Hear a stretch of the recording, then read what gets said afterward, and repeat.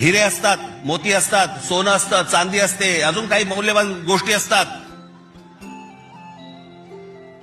फक्त जमीन या एकाच गोष्टीला रिअल इस्टेट म्हणतात, खरी संपत्ती. दुसऱ्या कोणत्याही गोष्टीला रिअल इस्टेट म्हटलेलं नाहीये, फक्त जमिनीला रिअल इस्टेट म्हटलंय. कारण ती तुमची संपत्ती आहे. तुमच्या पायाखालची जमीन आणि तुमची भाषा ही मेली की तुमचं अस्तित्व संपलं. मी स्वतः शेतकरी आहे चांगला. जर कीर्तनात बसलेला म्हणा ना कोणी शेती परवडत नाही, या कानपट्टीत ठेवून द्यायची पहिली. ज्याच्या घरातली सगळी माणसं काम करतात त्याला शेती परवडत आहे. जो फक्त घरात व्यसन नकोय आणि कामाचं एकमत पाहिजे, शेती कधीच तोट्यात येऊ शकत नाही. तुमची ॲव्हरेज काढायची दानत आहे का?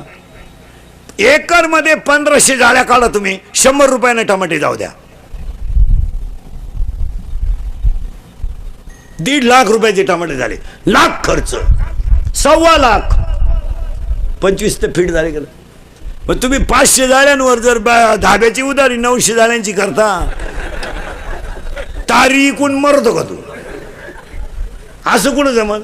शेतकरी वर्गाचा हाच मोठा प्रॉब्लेम झालाय. एक तर मजूर मिळत नाही, कशाला शेती टिकल?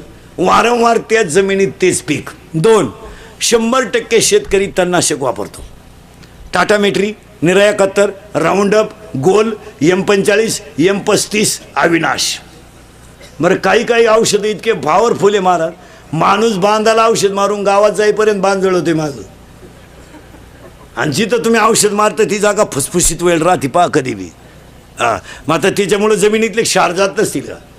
दुसरं कारण.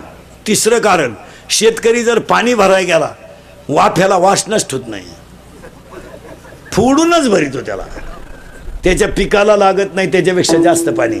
चौथं कारण, शेतकऱ्याच्या घरामध्ये शेतकऱ्याची कुटुंब वाहिली निघल्यामुळं जमिनीचं क्षेत्रफळ कमी झालं आणि शेतीला बांध नसल्यामुळं झाडं राहिली नाहीत.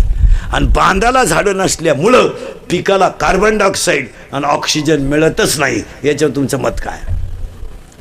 आणि 5वं कारण, शेतीला गाय आणि बैल सगळ्या शेतकऱ्याच्या दारातून गेल्यामुळं शेणखत हा विषय राहिला नाही. रक्त सलाईन भरून आलेलं रक्त वेगळं आणि भाकर खाऊन आलेलं रक्त वेगळं. आता हे तुमचं अमोनियम सल्फेट, युरिया, 10-26-26 ही जी खतं आहेत ही सलाईन आहे, पण शेणखत हे ओरिजिनल खत आहे.